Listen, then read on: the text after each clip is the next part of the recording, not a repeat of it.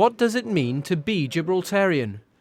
A team of researchers led by anthropologist Dr Andrew Canessa and the director of the Garrison Library, Dr Jennifer Ballentine-Perera, will set about answering this question.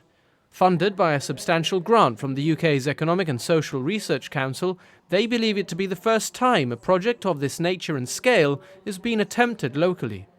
It's a collaboration between the University of Essex, where I work, and the Garrison Library, where my partner, Dr Jennifer Ballentine-Perera, we are very much co-partners in this project. So we're combining our efforts. She's an historian, I'm an anthropologist, and to look at what has never been done before in Gibraltar.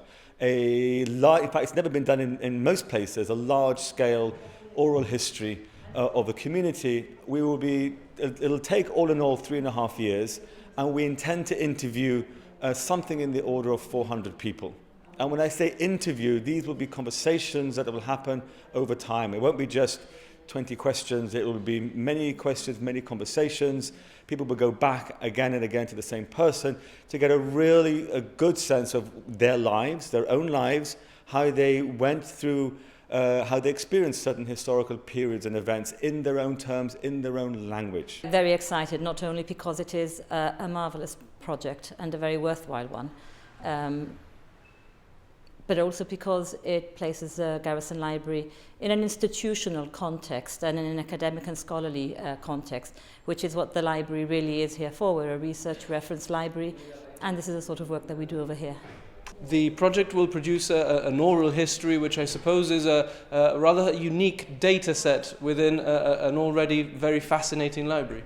Yes, it is, and it's a very different data set in terms of what the library contains and what the library represents. And the library represents really a grand narrative concerned with military history, purpose-built as a library for the officers of the garrison, and the very fact that here we will be housing a new database which will be concerned with oral histories, with everyday people who will be telling us their stories about life in Gibraltar, about what they ate, about all sorts of different things. See, so that really, it's a big point of departure for the library in terms of what the library's significance has been historically, what is the collection itself, and what we will be doing in the future.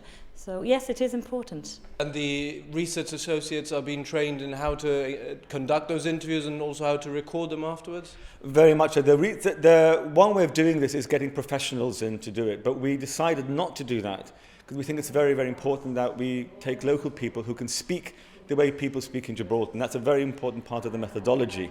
That people will be interviewed in their own living rooms and in the language that they use on an everyday basis. That's really, really important to us because it's their story and it has to be in the language that they feel most comfortable with.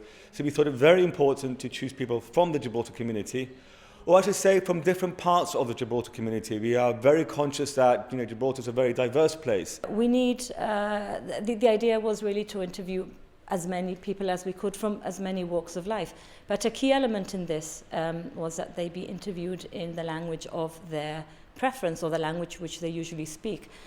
So the research associates have been selected for this reason because they cover a number of demographics, of social and ethnic demographics in Gibraltar, and even including because the whole aim of the project is to be inclusive and to capture as much as we can in terms of the Gibraltar that we live in today. So we are looking at disability as well, and disability as a marker of identity and really in terms of access. The project deals with not only identity but also with borders.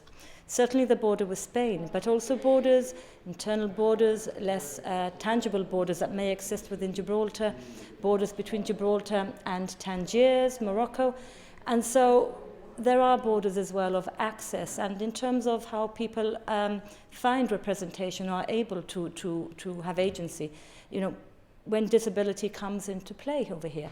So we are looking at disability as much as we're looking at ethnic and other linguistic differences. A total of 17 research associates have been selected, and in the coming months you might see them going about their business conducting interviews. Then, as the project develops, the findings will be posted online, with the consent, of course, of the interviewees. Bordering on Britishness will construct an oral history, formally recording the language of the Gibraltarians as it is actually spoken, no?